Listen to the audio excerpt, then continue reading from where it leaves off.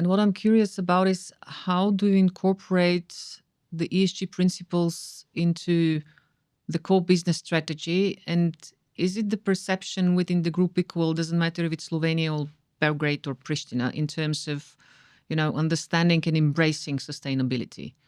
It is in the hearts of my employees. It is not necessarily in the societies. No, because we organized events, for example, a couple of years ago. Thank you for understanding exactly what I mean with the question. Yeah, thank you. We went to organize an event. I come to the stage and I have David Attenborough speech. They're looking at me if I'm nuts. Local society hotshots. What the hell are you talking about? Then I go on stage last year in Serbian event. I'm talking about my prostate cancer and my prostatectomy and so on. We look at who is this alien. I said, guys, speak up. Guys, think of you. Think of people. Think of how we feel, how we function as a society. Right? I continuously provoke. Are we speaking about equal opportunities? Are we speaking about diversity enough or not enough? In some of these societies, it's a non-topic. It has been non-topic. And then actually one of the clients called me. He just came to take my business card. He called me next day. Look, I also got a problem with prostate. No one speaks about this in this society. These are these small details. And then I organized him a meeting with my urologist, and he was totally satisfied with the experience, right? These are the details that in certain societies have totally different quality. There are things that are not spoken about at all, right? And then if you were talking about DEI and the whole context of, it's by no means only E. Of course, the problem is E. Polluted air in Balkans is disaster, right? Yes. And we all, banks and societies, have to, find any opportunity to work on energy efficiency, on central heating systems, on renewable production. Of course, this is our duty. And we all try to figure out, how can we actually sponsor more projects? Because the problem is always are there projects? What can be financed, right? Are they ready? Are they, embedded into the environment properly? Are they, actually financeable or bankable at all, right? So we are missing projects. But the more we talk about it, the more we help local societies, the more we prepare them, the more it's moving. So E is one part of the story.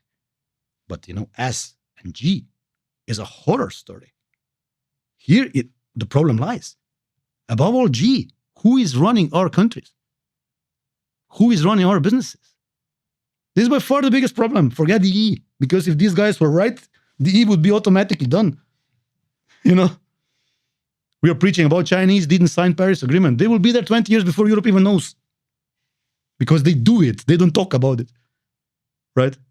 They are able to build 30 nuclear power plants in 10 years. We did how many in 15 years? We shut them down. Right? So who's nuts? Right? Who is authentic? Just looking at you, if any comments here. No. On the Chinese topic? No. I'm talking about, of course, calling things by the name. No, one thing is what is, of course, right. Yes, equal opportunity, rights. Yes, freedoms, right. But at the end of the day, elements of competitiveness and hard work need to still be retained in the society. Because otherwise, in global context, you disappear. You simply disappear. We don't have enough children. We would work 30 hours a week, right? We have this right, this right, this right. You are not supposed to call me after 4. I have my right to have work-life balance. All fine. But there are guys on the other side of the planet working 16 hours a day. They don't switch off, they switch on. Right?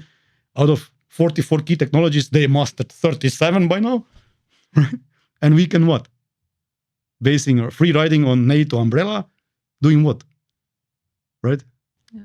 Casual life. Every civilization has failed on, excessive hedonism. And that's all fine.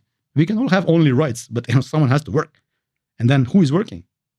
Who are we bringing in to work? We don't have our own children anymore, right? This is a dying society.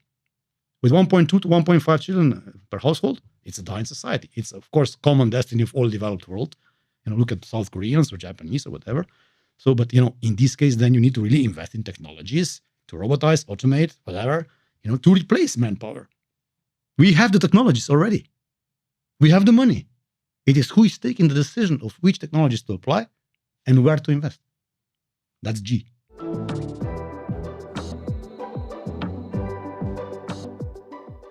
Raiffeisen Bank International. Make it happen.